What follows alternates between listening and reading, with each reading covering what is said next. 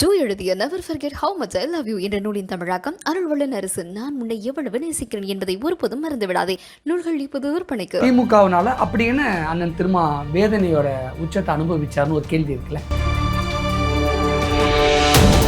திமுகவினுடைய ஒட்டுமொத்த ஸ்டேட்மெண்ட் ராஜா உட்பட துணை முதல்வர் இருந்த உதயநிதி உட்பட திமுகவினுடைய ஐடிவிங்க எல்லாம் சேர்ந்து ஒரே கொஸ்டின் என்ன எழுப்புறாங்கன்னா, நிபந்தனையற்ற ஆதரவுன்னு தானே சொல்லிட்டு போனீங்க, நீங்கள் ஏன் அமைச்சரவையில் போய் பங்கேற்றீங்க அப்படின்னு கொச்சையான வார்த்தையில் ராசா வந்து பேட்டி கொடுக்குறாரு. ஹோட்டலில் தானே வேலை செய்ய சொன்னேன், காஃபி குடிக்கிறீங்க, மரத்து நல்லில் தானே இருக்க சொன்னேன், பழங்களை பறித்து சாப்பிட்றீங்க அப்படின்னு கேள்வி கேட்குற மாதிரி இருக்கு அப்படின்னு திரும்ப நான் பேசுறாரு. அந்த யாரு கேள்வி கேட்டா, என்ன கேள்வி கேட்டாங்க விசிகாவை பார்த்து? திமுக தங்களுடைய கொள்கை கோட்பாடு அல்லது இத்தனை ஆண்டு கால விசிகா திமுகவினுடைய உறவை சிதைக்கிறதுக்கு வழிவகுத்துன்னு இருக்குதோ அப்படிங்கிறது தான் எங்களை மாதிரி ஆட்களுக்கு தோணுது. யார் அப்படி பண்றாங்க? திமுகவில் இருக்கக்கூடிய சங்கிகளாக இருக்கலாம். எங்கள் தலைவர் மட்டும் ஒரு கண்ணை அசைச்சு எங்களுக்கு ஒரு சிக்னல் கொடுத்துட்டாருன்னா, திமுக ராசா பேசுறதை விட 100 மடங்கு பேசக்கூடிய எங்கள் கிளை செயலாளர் தயாராக இருக்கும். விஜயோட அழகுல அண்ணன் திருமா அவர்களும் மயங்கிட்டாரு அப்படிங்கிற மாதிரி திமுக நினைச்சுக்கிட்டு விசிகாவுக்கு எதிர்வினை ஆற்றுறாங்களோ? கூட்டணியில விசிகா விரைவில் இணைய போகிறது வச்சுக்கலாமா? கூட்டணியே முறைப்படி அறிவிக்க போறாங்க வச்சு அதற்குண்டான சூழலை திமுகவே உருவாக்கி கொடுக்கும். இன்னைக்கு விசிகா அமைச்சரவையில் இடம்பெற்றதுனால திமுக பொறாமப்படுதா? விசிகா வளர்ச்சி அடைஞ்சிருச்சோ, தன்னை கையை மீறி வளருதோ அப்படின்னு திமுகவுடைய பொறாமையோட வெளிப்பாடு தான் திருமா அவர்களுடைய பேச்சா? பொறாமையா வைத்தெரிச்சலான்றது ரெண்டுமே வந்து கொஞ்சம் வெறும் திமுகவுக்கு முட்டு கொடுத்த சொம்புன்ற ஒரு பேரை சுமந்து 5 வருஷம் விசிகா திமுகவுக்கு இத்தனை வருஷமா முட்டு கொடுத்துட்டு இருக்கா? விடுதலை சிறுத்தைகள் கிட்ட இவங்க மறுபடியும் இதே பாணி தொடர்ந்தாங்கன்னா டிவிகா இவங்களுக்கு எதிர்பார்க்காது. திருமாவளவன் அவர்களை தூண்டிலா யார் பயன்படுத்தா? பிஜேபியா, விஜயா, யார் தூண்டி விட்டா திமுக கூட்டணி உடைக்கிறது?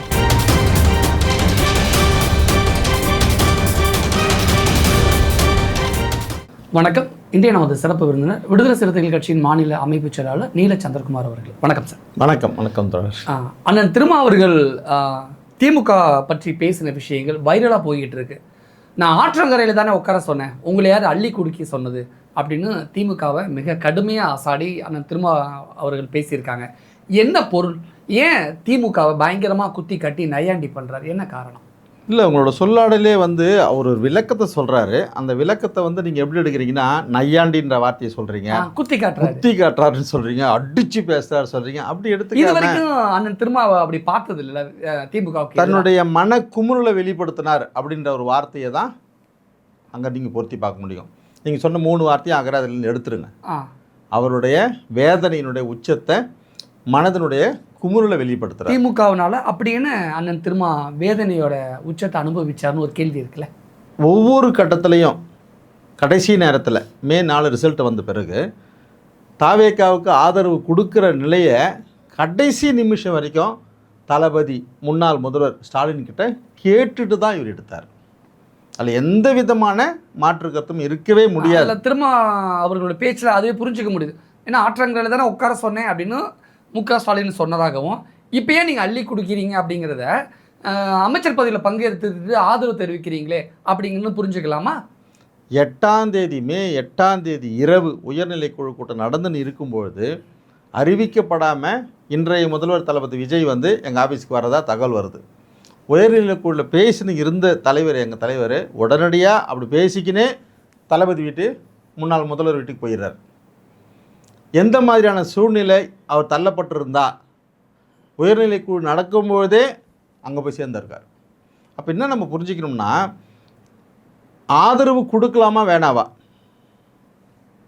ஸ்டாலின் தான் சொல்கிறார் ஆதரவு கொடுங்க அப்படிங்கிற முடிவு எடுத்துகிட்ட பிறகு ஆதரவு கொடுத்தா நிபந்தனையற்ற ஆதரவா, நிபந்தனையுடன் ஆதரவா?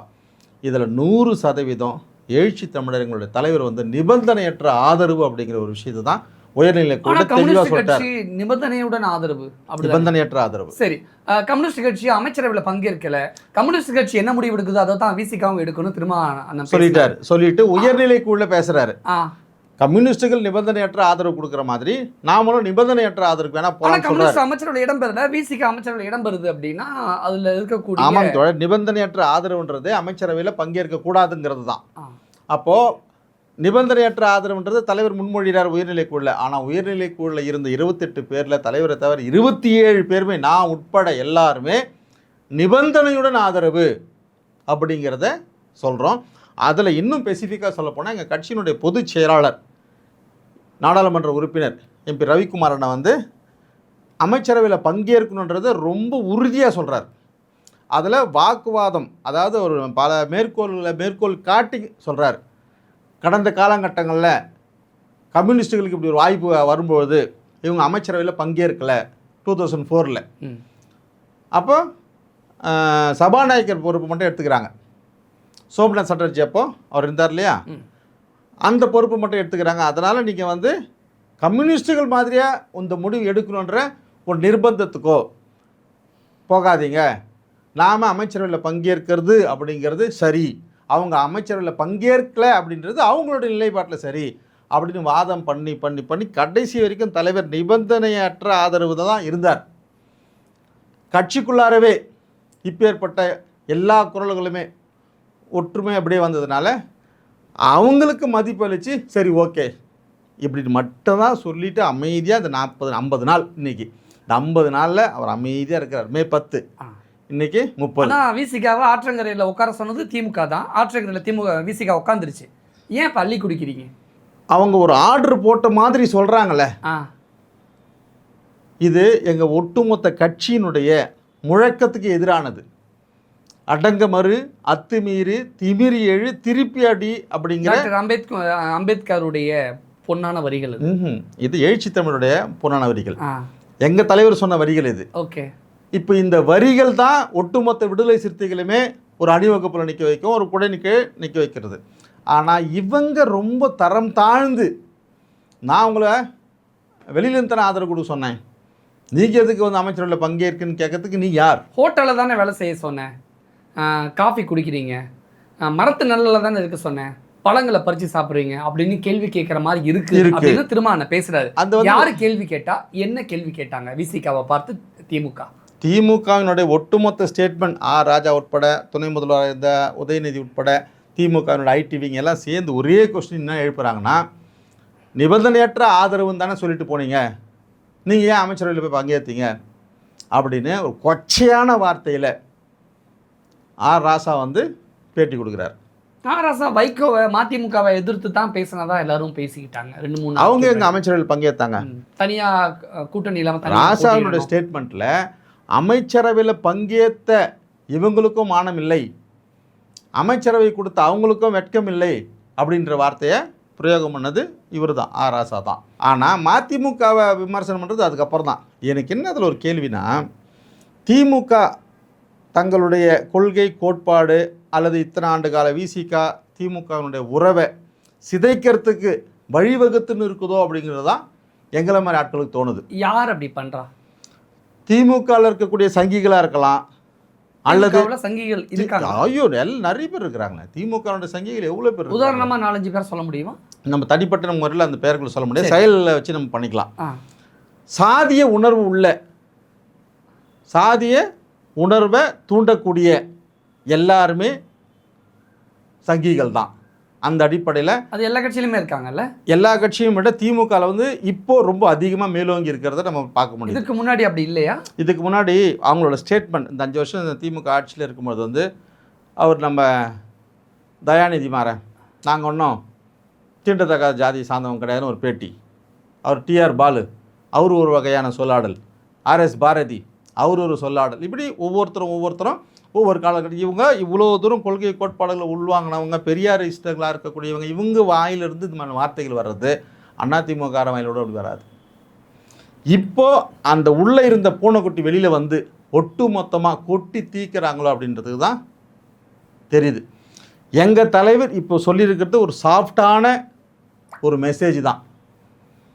எங்கள் தலைவர் மட்டும் ஒரு கண்ணை அசைச்சு எங்களுக்கு ஒரு சிக்னல் கொடுத்துட்டாருன்னா திமுக ராசா பேசுகிறத விட 100 மடங்கு பேசக்கூடிய எங்கள் கிளை செயலாளர் தயாராக இருப்போம். ஒருவேளை திமுக இப்படி நினைக்குதோ, விஜயோட அழகுல அண்ணன் திருமாவர்களும் மயங்கிட்டாரு அப்படிங்கிற மாதிரி திமுக நினச்சிக்கிட்டு விசிகாவுக்கு எதிர்வினை ஆற்றுறாங்களோ? அந்த மாதிரி அழகுல மயங்கின வரலாறுகள் எல்லாம் விஜய் அழகுல திருமாவர்கள் திமுக எடுத்து பாருங்க. திமுக எடுத்து பாருங்க. ஒரு அழகுல கம்யூனிஸ்ட் கட்சியை சேர்ந்த மகேந்திரன் விஜயோட அழகுல மயங்கி அழகுல மயங்கின அப்படின்ற வார்த்தை வந்து யாருக்கு பொருந்தும்னா பெண் பாலுக்கு தான் பொருந்தும், ஆண் பாலுக்கு பொருந்தாது. ஒரு ஆணை ஒரு பெண் அழகுல மயங்கலாம், ஒரு பெண்ணை ஒரு ஆண் அழகுல மயங்கலாம். நீங்க சொல்றதே வந்து எப்படின்னா, நீங்க சொல்றது எப்படி இருக்குதுன்னா, விஜய எங்க தலைவர் கருத்தியல் ரீதியா அழகானவராக ரசிக்கலாம், கொள்கை கோட்பாடுகள் அழகாக ரசிக்கலாம். ஏன்னா இந்த பக்கம் இருக்கக்கூடிய ஒரு உருவம் முழுக்க முழுக்க முழுக்க அம்பேத்கராகவும் பெரியாராகவும் மேதகு பிரபாகரனாகவும் கார்ல் மார்க்ஸாகவும் உருவாக்கப்பட்டு ஒட்டுமொத்த உருவம். அந்த பக்கம் இருக்கக்கூடிய தமிழக முதல்வர் விஜய் வளர்ந்து வரக்கூடிய இந்த கொள்கை கோட்பாடுகள். இப்போ இவர் அவரை கை கொடுத்து தூக்கின்னு வராரா, அவர் இவரை சேர்த்துக்கின்னு ஒரே கொள்கைக்காக போகிறாங்களான்றது காலம் தான் தீர்மானிக்கும். எதிர்காலத்தில் தாவேகா கூட்டணியில் விசிகா விரைவில் இணைய போகிறது வச்சுக்கலாமா? கூட்டணியே முறைப்படி அறிவிக்க போகிறாங்க வச்சுக்கலாம். அதற்குண்டான சூழலை திமுகவே உருவாக்கி கொடுக்குது, வேறு யாரும் செய்யலை. நாங்கள் இது வரைக்கும் ஒரு ஜனநாயக நாட்டில் ஜனநாயக சக்தியை காப்பாற்றணுங்கிறதுக்காக ஆதரவு மட்டும்தான். ஆனால் திமுகவினுடைய இந்த செயல் உண்மையிலே தளபதி ஸ்டாலினுக்கு முதல்வராக இருக்கும்போது தெரியாத மாதிரி இப்போவும் தெரியலையோன்ற ஒரு ஐயம் தான் தோணுது. என்னென்னா, இப்போ இவங்க சொல்கிறாங்க எங்கள் கூட்டணியில் 2 எம்எல்ஏ நீங்கள் ஜெயிச்சுட்டு தாவேக்காக்கு போய் ஆதரவு கொடுக்குறீங்க, அது விஜய்க்கு எதிராக விழுந்த ஓட்டு தானே சொல்கிறாங்க. ரொம்ப சந்தோஷம். வேறு இது அவங்களோட கருத்தில் எந்த இதுவும் தேவையில்லை, சமரசமும் தேவையில்லை. 2006 விடுதலை சிறுத்தைகள் அதிமுக கூட்டணி அம்மையார் ஜெயலலிதாவினுடைய தலைமையில் அமைந்த கூட்டணியில் தான் 2 எம்எல்ஏ ஜெயித்தோம். காங்கிரஸ் கட்சி தலைவர் செல்வ பெருந்தகை, எங்கள் எம்பி ரவிக்குமார் 2 பேர் ஜெயித்தாங்க. ஜெயிச்சிட்ட பிறகு யாருக்கு ஆதரவு கொடுத்தோம்? முத்தமிழறிஞர் கலைஞருக்கு ஆதரவு கொடுக்கல. வெறும் 96 எம்எல்ஏ வச்சுன்னு அவர் 5 வருஷம் அமைச்சரவையில் கூட இடம் கொடுக்காம, ஆனால் இதே நிலைப்பாட்டில் ஆதரவு கொடுத்துட்டு கூட்டணியில் இருந்தோம். ஆனால் 108 எம்எல்ஏ ஜெயிச்சுட்டு இதே 2 எம்எல்ஏ கொடுத்துட்டு அமைச்சரவையில் வாங்கிறதுனால உங்களுக்கு என்ன?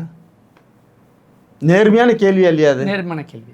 அடுத்து எங்கள் தலைவர் என்ன கேட்குறாரு, ஒரு தோழமை கட்சிக்காரன் ஒரு அதிகாரத்தில் போகிறான்னா ஒரு வாழ்த்துவியா, சரிப்பா நல்லா இருப்பான்னு சொல்லுவியா, இல்லை எங்கள் மேலே நீ வந்து சேர்த்த வாரி பூசுவியா?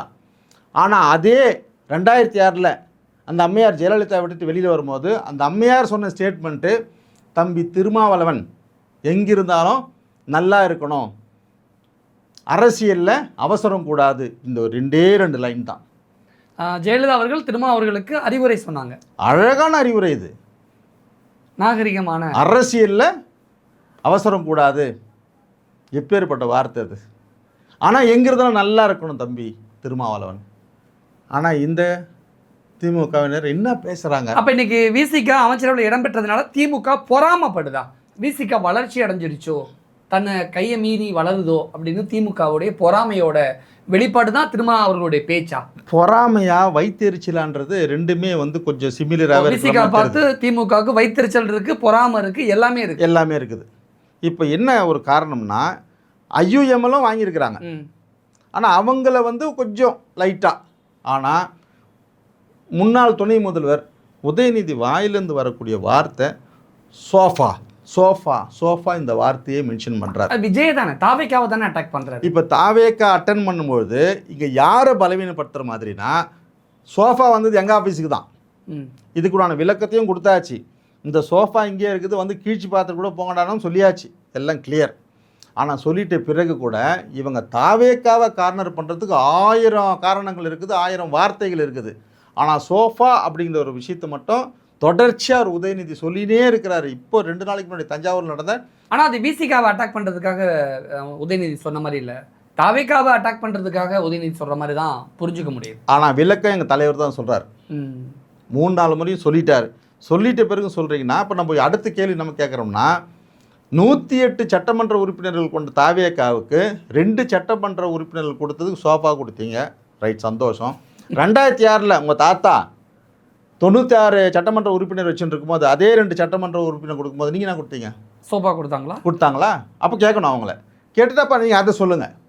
நாங்கள் ஆல்ரெடி இந்த 2 சட்டமன்ற உறுப்பினர்களுக்காக சோஃபாவை அனுப்பினோம், அதனால் எங்களுக்கு இந்த சந்தேகம் இருக்குதுன்னு கூட சொல்லுங்கள். ஒரு முக்கியமான கேள்வி, தேர்தலுக்கு முன்னாடி திமுக கூட்டணி உடைய விடாமல் காப்பாற்றியது இந்த திருமாவளவன் அப்படின்னு திருமாவளவன் பேசியிருக்காரு. இது உண்மைதானா? தோழர், நாடறிஞ்ச விஷயம் அது. ஒரே ஒரு இந்த அமைச்சர் பதவின்ற விஷயத்துக்கு திமுக இவ்வளோ பொறுமை தள்ளின்னு இருக்கிறாங்களே. தலைவர் சரின்னு ஒரு வார்த்தை சொன்னார்னா இந்த நிமிஷம் தலைவர் ஒரு ஒன்றிய அமைச்சர், ரவிக்குமார் ஒரு ஒன்றிய அமைச்சர், 2 பேருமே கேபினெட் அமைச்சர்களாக கொடுக்கறதுக்கு பிஜேபி தயார், ரெடியாக இருக்கிறான் பிஜேபி. அப்படின்னா திருமாவளவன் அவர்களை தூண்டிலா யார் பயன்படுத்தா? பிஜேபியா, விஜயா? யார் தூண்டி விட்டா திமுக கூட்டணி உடைக்கிறதுக்கு? அப்படி உடைக்கணும்னு நினைச்சிருந்தா முன்னாடியே உடைஞ்சிருக்கும். ரிசல்ட் வரதுக்கு முன்னாடி அண்ணன் திருமாவர்கள் 100க்கு 100% திருமாவளவன் அவர்கள்ட்ட தூண்டில் போட்டது யாருன்னு கேட்கிறேன். பிஜேபி தான். எல்லா எந்த கட்சிக்கு போக சொல்லி திருமாவளவன் அவர்களை அதிமுக கூட்டணி வர சொல்லி முதல்ல அங்கிருந்து வெளியில வந்துடணும். இது 2024 நடந்தது. எடப்பாடியார் வெளிப்படையாவே எங்க கூட்டணிக்கு வந்துருன்னு கேட்டார். இத்தனைக்கும் பிஜேபியை வெளியில் அனுப்பிட்டு இருக்கும்போது கூட அவர் கூப்பிடும்போது இவர் சொல்கிறார், இல்லை நம்பகத்தன்மை இல்லை, மறுபடியும் நீங்கள் பிஜேபி கூட போக மாட்டீங்கிறதுக்கு எந்த உத்தரவாதம் இல்லைன்றதை உயர்நிலைக்குள்ள முடிவு எடுத்துகிட்டு, இல்லை நம்ம திமுக கொடுத்தா இருப்போம், நமக்கு கொள்கை முக்கியம் என்னாச்சு. அப்போ அந்த நேரத்துலையும் எடுக்கலை. எம்பி ஜெயிச்சிடுறாரு. அங்கேயே தொங்கு சட்டமன்றம் வருது, நாடாளுமன்றம் வருது. சந்திரபாபு நாயுடு நம்ம நிதிஷ்குமார் இவங்களாம் வந்து ஆதரவு கொடுத்த பிறகு தான் அந்த கவர்மெண்ட்டே நிற்குது. அப்பவும் பேசுகிறாங்க, தலைவர்கிட்ட பேசாத. ஏன்னா எப்பேற்பட்ட எதிர்கட்சியாக இருந்தால் கூட கொள்கை ரீதியாக மட்டும் தான் தலைவர் வந்து அவங்களை எதிரியாக பார்ப்பார தவிர இணக்கமான உறவில் தான் இருப்போம் எல்லாருமே. கலைஞர் எப்படி இல்லை கணேசன் கூட தொடர்பில் இருந்தாரோ, அவங்க வீட்டு ஃபங்க்ஷனுக்கெலாம் போகிறாரோ, அந்த மாதிரி இங்கே பொன்னார்லேருந்து சிபிஆர்லேருந்து அக்கா தமிழிசை அவருடைய ஹஸ்பண்ட்லேருந்து எல்லாருமே தலைவருடைய ஹெல்த்தில் வரைக்கும் பேசுகிறவங்க கூடியவங்க தான். அப்போ எத்தனை வாய்ப்புகளில் பேசியிருப்பாங்க? ஒரே ஒரு அந்த அமைச்சர்ன்ற ஒரு பதவி ஆசை இருந்திருந்தால் தமிழ்நாட்டு அமைச்சர் ஏன் ஒட்டுமொத்த தலித்துக்கள் இந்தியா முழுக்க 35-40 கோடி பேர் இருக்கிறானே, அந்த அடையாளமே போதுமே தூக்கி பிடிக்க முடியுமே. ஏற்கனவே ராம்விலாஸ் பாஸ்வான்லேருந்து ராம்தாஸ் அத்வாலேருந்து எல்லாம் சென்ட்ரல் மினிஸ்டர் இல்லையா? ஏன் போகலை? சனாதனவாதிகளிடத்துல எந்த இடத்துலையுமே சமரசம் கிடையாது. சரி, பிஜேபி அண்ணன் திருமா அவர்களுக்கு தூண்டில் போட்டுச்சுன்னு சொல்கிறீங்க. திருமாவளவன் அவர்களும் தேர்தலுக்கு முன்னாடி திமுக கூட்டணி உடைக்கிறதுக்கு என்னை வச்சு பயன்படுத்தினாங்க, நான் இது விட்டு கொடுக்கல, சரியாக நடந்துக்கிட்டேன்னு சொல்கிறாரு. ஆனால் பல பேர் என்ன சொல்கிறாங்கன்னா, தாவேக்கா சார்பா ஆதோ அர்ஜுனா தான் திமுக கூட்டணி உடைக்க பிளான் போட்டார், அதுக்கு திருமாவளவன் அவர்கள் ஒத்துக்கலை அப்படின்னு நிறைய பல பேர் பல விதமாக பேசுகிறாங்க. அப்படி விஜய் ஆதோ அர்ஜுனா மூலமாக காய் நகர்த்தினாரா திருமாவளவன் அவர்கள்கிட்ட திமுக கூட்டணியை உடைக்க? அவங்க வெளிப்படையாகவே விஜய் பேசினாரு. 2024 டிசம்பர் 6ஆம் தேதி ஆனந்த விகடன் அவங்களும் சேர்ந்த ஒரு புத்தக வெளியீட்டு விழாவில் விஜய் பேசும்பொழுது, அண்ணன் திருமாவினுடைய மனசு ஃபுல்லாக இங்கே தான் இருக்குது, யாரோ ஒருடைய அழுத்தத்தினால அங்கே இருக்கிறார். ஏன் அன்னைக்கு திருமா அண்ணன் வந்து விஜயோட நிகழ்ச்சி புத்தக வெளியீட்டில் போகலை? இதே தான், வேற எந்த அழுத்தன்றதை விட ஒரு நம்பகத்தன்மை. இவங்களை யார் இயக்குது, விஜயை வந்து யார் இயக்குறாங்க அப்படிங்கிற நம்பகத்தன்மையற்ற சூழல் தான் அந்த பீரியடில் இருந்தது. இப்போ தேர்தல் ரிசல்ட்லாம் வந்த பிறகு கூட்டணி அமைக்கும்போது கம்யூனிஸ்டுகளையும் விசிகாவையும் ஐயுஎம்எல்ஏயும் மதிமுக இவங்களை கூப்பிடுவார் விஜய். அப்போ தான் ஓகே, இவர் வந்து நாம் நினச்ச மாதிரி இல்லை, அப்படியே 100% பிஜேபியினுடைய பிடியில் இல்லை, விஜய் தூய சக்தி தான், அப்படியே எடுத்த உடனே தூய சக்தின்னு சொல்லல, ஓரளவுக்கு பரவாயில்ல, நம்ம நினச்ச அந்த டேஞ்சர் ஜோனில் இருந்து இல்லை, ஓரளவுக்கு இருந்தாலும் நம்ம இன்னும் எடை போட வேண்டியது இருக்குது. நாளைக்கு கெஜ்ரிவால் மாதிரி ஆகிடக்கூடாது. கெஜ்ரிவாலை முன்னிறுத்தி பிஜேபி காங்கிரஸ் ஒழிச்சிச்சு. அப்புறம் கெஜ்ரிவால் வந்த பிறகு கெஜ்ரிவாலையும் சேர்த்து ஒழிச்சிட்டு பிஜேபி வந்துடுச்சு. இந்த ஒரு பயம் பிஜேபி மேலே இன்னைக்கு வரைக்கும் எங்களுக்கு இருக்குது. இப்போ இதைத்தான் பல கருப்பையாவும் ஜூனியர் உடனில் பேசியிருக்காரு. என்ன பேசியிருக்காருன்னா, விஜய் வந்து காங்கிரஸுக்கு முகத்தையும் பிஜேபிக்கு முதுகையும் காட்டிக்கிட்டு இருக்காரு அப்படின்னு பல கருப்பையா சொல்கிறாரு. அப்படின்னா கெஜ்ரிவாலை எப்படி பிஜேபி பயன்படுத்தினுச்சோ தமிழ்நாட்டில் விஜய் அப்படி பயன்படுத்திக்கிட்டு திமுக ஒழிச்சுக்கிட்டு நாளைக்கு விஜயும் ஒழிச்சிட்டா அப்படிங்கிற கேள்வி வந்துடுதுல. அதாவது அதனால தான் அதிமுக கூட்டணியை நாடாமல், அதிமுகவுடைய ஆதரவை நாடாமல் திமுக கூட்டணியில் இருக்கக்கூடிய கூட்டணி கட்சிகளுடைய ஆதரவை நாடிட்டா ஆட்டோமேட்டிக்காக அதிமுக சின்ன பின்னமாயிரும் அப்படிங்கிற ஒரு கணக்கை, ஒரு கால்குலேஷனை விஜயோ அல்லது விஜய்க்கு பின்னாடியிலேருந்து இயக்கக்கூடியவர்கள் போட்டு கொடுத்த மாதிரி அப்படியே இன்றைக்கி நடக்குது. விஜயோட அந்த கூட்டணி திமுக கூட்டணியே சின்ன பின்னமாக ஆகி போச்சு. அதிமுக செதறிக்கிட்டு இருக்கு. இன்னைக்கு வரைக்கும் ஒரு எம்எல்ஏ ஆறாவது எம்எல்ஏ பதவியை ராஜினாமா பண்ணிட்டாரு. அப்போ விஜயை பின்னாடி இருந்து இயக்கக்கூடியவர்களுடைய அந்த ஃபார்முலா அந்த பொலிட்டிக்கல் ஃபார்முலா ஒர்க் அவுட் ஆகிக்கிட்டு இருக்கோம் தமிழ்நாட்டில் அப்படின்னு புரிஞ்சுக்கலாமா? டெல்லியில் எப்படி அரவிந்த் கெஜ்ரிவால், அப்படி தான் பிஜேபிக்கு தமிழ்நாட்டில் விஜயா. இப்போ ரெண்டுத்தையுமே நம்ம ஒப்பிட்டு பார்க்குற மாதிரி வரும்பொழுது கெஜ்ரிவால் கூட கூட்டணி கட்சியாக இருந்தவங்க யார் சொல்ல முடியுமா? யாருமே இல்லைல்ல. யாராவது ஒரு கொள்கை பிசிகா மாதிரியோ கம்யூனிஸ்டுகள் மாதிரியோ ஐயுஎம்எல் மாதிரி இந்த மாதிரி ஏதாவது ஒரு கட்சிகள் தேசிய இருக்கக்கூடிய கட்சிகள் கெஜ்ரிவால் கூட கூட்டணியில் இருந்தாங்களா? இல்லை. கெஜ்ரிவால் தனிமுகமாக புகழ வச்சு ஊழலை எதிர்ப்பு அண்ணா சார் இந்த மாதிரியான முகத்தை வச்சு காமிச்சாங்க. அப்போ பிஜேபி சைலண்டாக இருந்துச்சு. சரி ஜெயிக்கிட்டோம் பரவாயில்ல. ஜெயிச்சிட்ட பிறகு கெஜ்ரிவால் தானாக தன்னுடைய புகழை அழிச்சிக்கல. பிஜேபி அவர் மேலே ஊழல் குற்றச்சாட்டு, சாதாரணமான ஒரு ரோட்டில் போகிறவனை தூக்கி ஜெயிலில் போடுற மாதிரி ஒரு முதல்வரையை தூக்கி ஜெயிலில் போட்டு ஒட்டுமொத்தமாக இமேஜ் காலி பண்ணுச்சு. இந்த பயத்தோட விஜயை நீங்கள் ஒப்பிட்டு பார்த்துக்கணும். அப்போ கெஜ்ரிவாலை தூக்கி உள்ளே போடும்போது அவருக்காக அங்கே போராட்டம் பண்ண ஆர்ப்பாட்டம் பண்ண மற்ற கட்சிகள் யார்? இத்தனைக்கும் இந்தியா கூட்டணியில் அவர் இருக்கிறார். காங்கிரஸ் பண்ணிச்சா? பண்ணலை. காங்கிரஸ் கை விட்டுடுச்சு. காங்கிரஸ் வேடிக்கை பார்த்துச்சு. இதுதான் உண்மை. இங்கே திமுக நம்ம கூட்டணியில் இருந்தோம். நாமளாவது தமிழ்நாட்டிலேருந்து ஒரு எதிர்ப்பு குரல் தெரிவித்தோம். ஆனால் டெல்லி மாநிலத்தில் எதுவுமே நடக்கலை. ஆனால் தமிழ்நாட்டில் இந்த ஆபத்தை உணர்ந்து தான் விஜய் தலைக்கு மேலேயே 41 பேருடைய கரூர் வழக்கு பிஜேபி கையில் இருக்குது. எந்த நேரத்தில் வேணால் அந்த பாதிக்கப்பட்டவங்களுக்கு எதை வேணால் கொடுத்து இவங்க தூக்கி உள்ளே போட முடியும். அப்படி கெஜ்ரிவால் மாதிரியான ஒரு சூழல் கடைசி காலத்தில் ஏற்படும்பொழுது பிசிகாவோ கம்யூனிஸ்டுகளோ ஐயுஎம்எல்லோ மற்ற கட்சிகளோ கெஜ்ரிவால் அங்கே கை விட்டுட்டு பார்த்துருந்தாங்க பாரு, அந்த மாதிரி பார்க்க மாட்டாங்க. அந்த மாதிரி காங்கிரஸ் வேணா பார்த்துன்னு உக்காந்துருக்கோம். ஆனால் அந்த மாதிரி விஜயை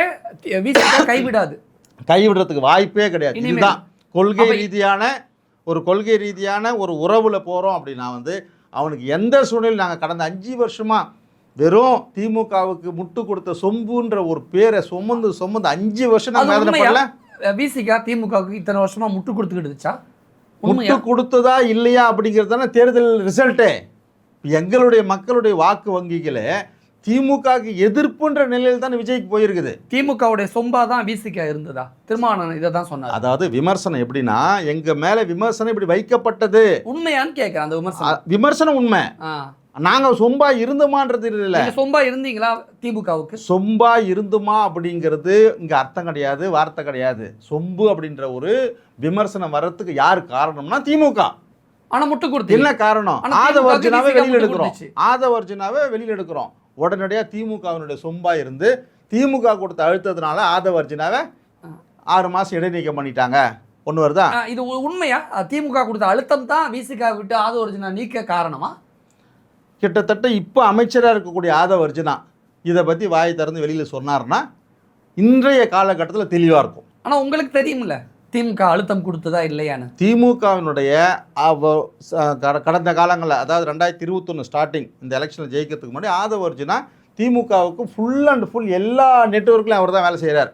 கூட்டணி கட்சிகளை பேசுறது, சபரீசன் அவர் தான், 2 பேர் தான் எல்லாத்தையும் பேசுகிறாங்க. அந்த காலகட்டத்தில் தான் தலைவருக்கும் ஆதவர்ஜுனாவுக்குமே ஒரு நட்பு ஏற்படுது.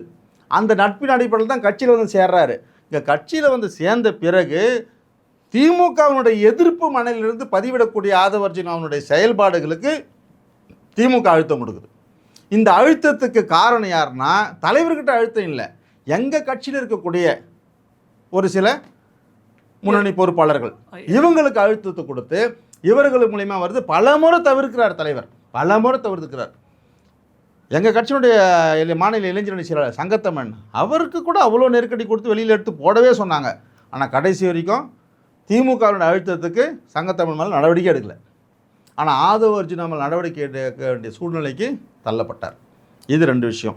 எதுக்காக சொல்ல வரோம்னா, இப்போ நாங்கள் தாவேகாவுக்கு ஆதரவு கொடுக்குறோம் அப்படின்ற விஷயத்துக்கு வெறும் ஆதரவு தான், கொள்கை இல்லைன்னு சொல்லிட்டோம். ஆனால் திமுக கூட எங்களுக்கு அப்படி கிடையாது.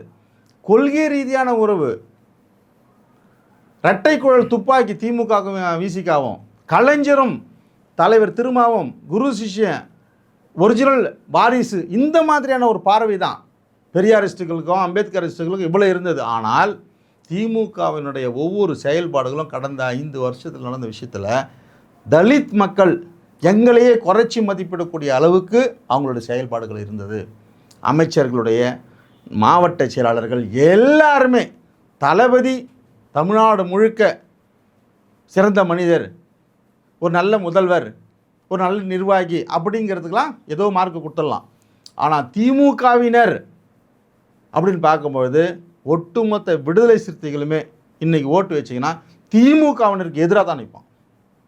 இந்த செயல்பாடு ஏன் அப்படின்னா கண் எதிர்க்க நடக்கக்கூடிய விஷயங்கள்.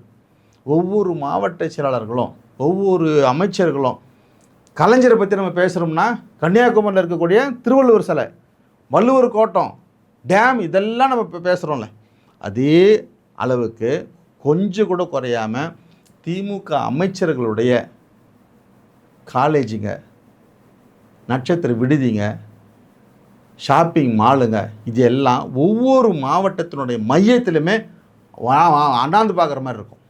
இதெல்லாம் யாருதுன்னு பார்க்குறான் இளைஞர்கள். இன்னைக்கு ஜென்சியாக இருக்கிறவன் எல்லாம் இதை பார்க்குறான்.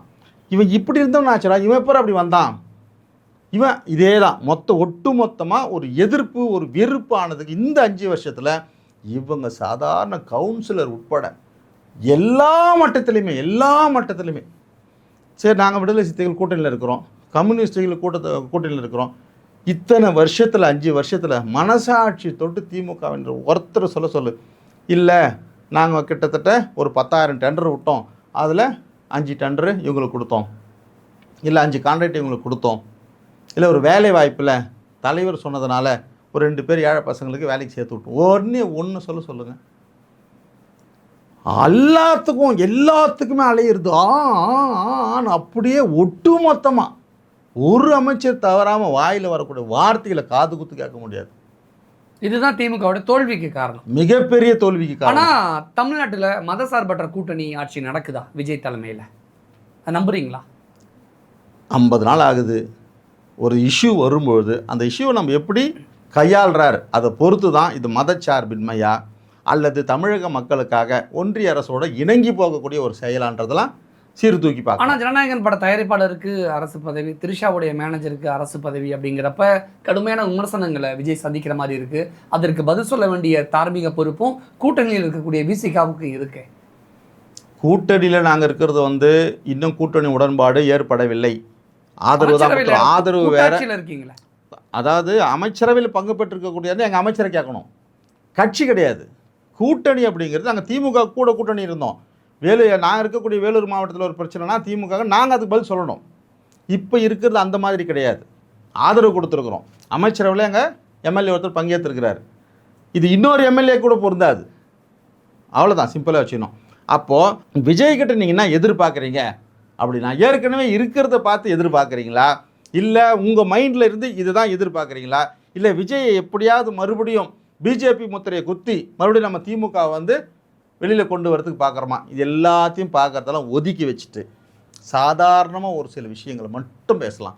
கடந்த ஆட்சி காலத்துக்கும் இந்த நடந்துக்கக்கூடிய ஒரு 50 அன்றைக்கி அந்த மின்சாரத்துறை அமைச்சர் நிர்மல்குமார் 400 பேருக்கு வேலைக்கு போட்டோம், ஒருத்தர்கிட்டையும் லஞ்சம் வாங்கலை, இந்த வார்த்தை வருது. இது உண்மையாக பொய்யா? சொல்லியிருக்காரு. அப்படி சொல்லியிருக்காரு. என்னென்ன இதுக்கு திமுக பதிலடி கொடுக்கறதா இருந்தால் கடந்த ஆட்சியாளர்கள் நாங்கள் இந்த மாதிரி போட்டோம், வேலை போட்டோம், பணம் வாங்கல சொல்லணும். இதுதான் ரைட். நீங்க இதுல வரணுமே தவிர கரெக்ட் டைவர்ட் பண்றதுனா. இத்தனை நாளா திமுக கூட்டணியில இருந்துட்டு இப்ப அம்போன்னு திமுக விட்டுட்டு போறீங்களே, இது தர்மமா, நியாயமா? இப்ப அம்போன்னு விட்டுட்டு போனோம் அப்படின்னா எங்களை அனுப்புனதே தளபதி ஸ்டாலின். ஓ, அதாவது திமுகவை அம்போன்னு விட்டுட்டு விசிகா போல, விசிகாவை அனுப்புனதே திமுக தானா? திமுக இதை 1000 முறை சொல்லியாச்சு வெளியில. அமைச்சரவையில் பங்கேற்றுக்கிறது மட்டும்தான் திமுக எங்கள் மேலே கோபமே தவிர நாங்கள் அவங்களுக்கு தெரியாமல் நாங்கள் போகலை. ஐயுஎம்எல் தலைவர் தளபதிக்கிட்ட சொல்லாமல் போகலை. 2 பேருமே அன்றைக்கி நைட் 8ஆம் தேதி நைட் இருந்து கேட்டுட்டு தானே போய் கொடுக்குறோம். கொடுத்துட்ட பிறகு அங்கே இருக்கக்கூடிய அணுகுமுறை இன்றைய தளபதி முதல்வர் விஜயனுடைய அணுகுமுறை, அங்கே இருக்கக்கூடிய அமைச்சர்களுடைய அணுகுமுறை, அல்லது டிவிக்கே கட்சிக்காரர் முன்னணி பொறுப்பாளர்களுடைய அணுகுமுறை, இதெல்லாம் புதுசாக இருக்குது இவங்களுக்கு. அண்ணன் திருமாவர்கள் இப்போ தான் கையில் விசில் எடுத்திருக்காரு. விசிலை ஊதுறதுக்கு இன்னும் எவ்வளோ நேரம் ஆகும்? இந்த கையில் விசில் எடுத்துட்டு திமுக பார்த்து விசிகா சொல்ல நினைக்கக்கூடிய விஷயம் என்ன? மேதகு நம்ம என்ன ஆயுதம் எடுக்கிறோன்றது எதிரி தான் தீர்மானிக்கிறான்றது. நட்பு சக்தியாக 25 ஆண்டு காலத்துக்கு மேலே நாங்கள் பயணம் பண்ணவங்க. இவ்வளோ மோசமான விமர்சனங்கள் இது வரைக்கும் திமுக கிட்டேருந்து வந்தது கிடையாது. ஆனால் திருப்பி அடிக்க தெரியாதவன் விடுதலை சித்தக்காரன் கிடையாது.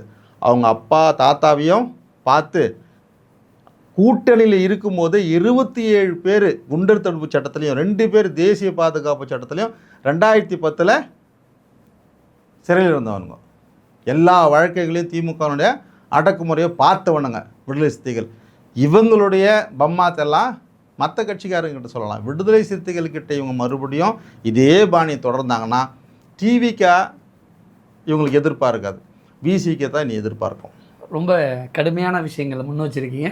பார்ப்போம் திமுக என்ன செய்ய போகிறது, தாவேக்கா அடுத்து என்ன செய்ய போகிறது, தாவேக்காவும் விசிகாவும் கூட்டணி அமைக்க போகுதா அப்படிங்கிறத அடுத்தடுத்த நிகழ்வுகளை வச்சு நம்ம முடிவு பண்ணிக்கலாம். அடுத்தடுத்து நிறைய தொடர்ந்து பேசலாம். நிறைய விஷயம் ஷேர் பண்ணிக்கிட்டீங்க. மிக்க நன்றி. நன்றிங்க சார்.